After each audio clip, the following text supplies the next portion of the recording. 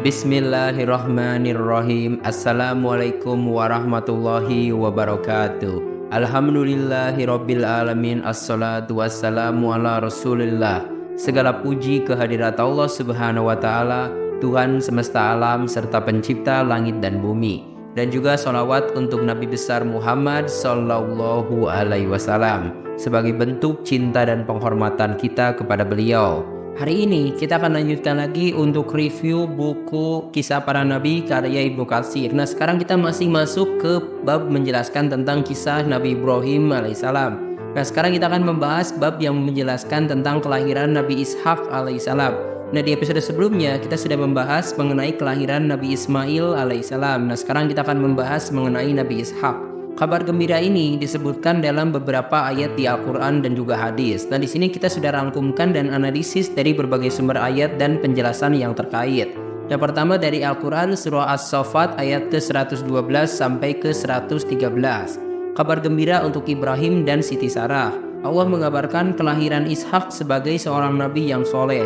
Ini menunjukkan keberkahan yang diberikan kepada keluarga Ibrahim dan Ishak. Meskipun dari keturunan mereka ada yang berbuat baik dan ada yang zalim. Nah, untuk ayat Al-Quran yang kedua itu juga dijelaskan dalam surat Hud ayat ke-69 sampai ke-73. Para malaikat datang membawa kabar gembira tentang kelahiran Ishak dan Yakub.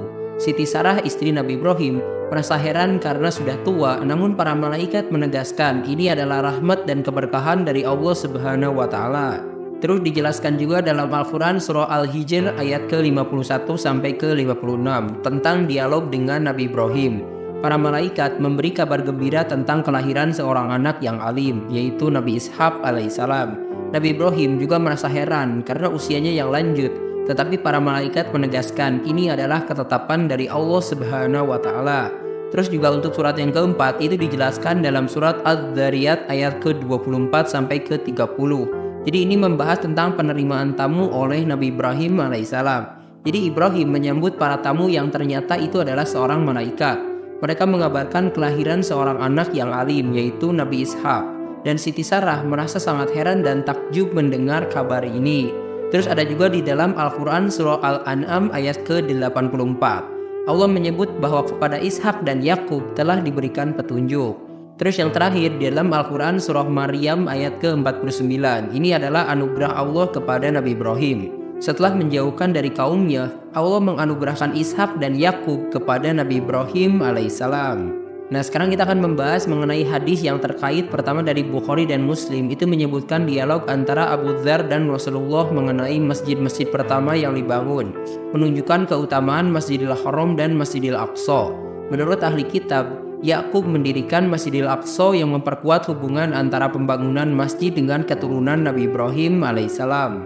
Melalui beberapa ayat dan hadis di atas, kita mendapatkan gambaran lengkap tentang mukjizat kelahiran Nabi Ishak, keberkahan yang diberikan kepada keluarganya, serta pentingnya keturunan Nabi Ibrahim dalam sejarah keagamaan. Ini menggambarkan tentang iman kepada kekuasaan Allah dan penerimaan terhadap takdirnya. Nah, sekarang kita akan lanjutkan lompat langsung ke poin selanjutnya yang membahas tentang pembangunan Baitullah atau Baitul Atiq. Ya, atau ini paling dikenal atau sering disebut juga dengan Ka'bah. Itu adalah salah satu peristiwa penting dalam sejarah umat Islam yang diabadikan dalam Al-Quran. Allah mengarahkan Nabi Ibrahim dan putranya Nabi Ismail untuk mendirikan Baitullah sebagai tempat ibadah bagi seluruh manusia. Beberapa ayat dalam Al-Quran menceritakan tentang pembangunan ini serta makna dan fungsi Ka'bah. Untuk ayat yang pertama itu tempat pertama untuk ibadah. Al-Quran menyebutkan bahwa Baitullah atau Mekah adalah rumah ibadah pertama yang dibangun untuk manusia. Sesungguhnya, rumah yang mula-mula dibangun untuk Allah atau tempat beribadah manusia adalah Baitullah yang di Mekah, yang diberkahi dan menjadi petunjuk bagi semua manusia. Padanya terdapat tanda-tanda yang nyata, diantaranya Maqam Ibrahim. Al-Quran surah Ali Imran ayat ke-96 sampai ke-97. Terus untuk poin yang kedua, tempat yang suci dan aman. Baitullah adalah tempat suci yang harus dijaga kebersihannya untuk orang-orang yang thawab, beribadah, ruku, dan sujud. Allah Subhanahu wa taala berfirman dalam surah Al-Hajj ayat ke-26. Dan ingatlah ketika kami memberikan tempat kepada Ibrahim di tempat Baitullah dengan mengatakan, janganlah engkau mempersekutukan sesuatu pun dengan aku dan sucikanlah rumahku ini bagi orang-orang yang thawab. orang-orang yang beribadah, dan orang-orang yang ruku dan sujud. Terus untuk poin yang ketiga, membahas tentang petunjuk untuk ibadah. Allah memerintahkan Nabi Ibrahim untuk menyeru manusia mengerjakan haji, dan mereka akan datang dari segala penjuru dunia. Dan berserulah kepada manusia untuk mengerjakan haji. Niscaya mereka akan datang kepadamu dengan berjalan kaki dan mengendarai unta yang kurus yang datang dari segenap penjuru yang jauh. Al-Quran Surah Al-Hajj ayat ke-27. Terus yang keempat, doa Nabi Ibrahim dan Nabi Ismail. Ketika membangun Ka'bah, Ibrahim dan Ismail berdoa agar amalan mereka diterima dan meminta agar mereka dari keturunan mereka dijadikan umat yang tunduk dan patuh kepada Allah.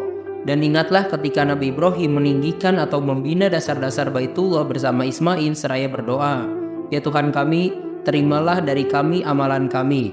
Sesungguhnya Engkaulah yang maha mendengar lagi maha mengetahui." Al-Quran Surah Al-Baqarah ayat ke-127. Terus untuk yang kelima, maqam Nabi Ibrahim. Batu pijakan Nabi Ibrahim saat meninggikan bangunan Ka'bah ini diabadikan sebagai maqam Ibrahim dan dijadikan tempat sholat.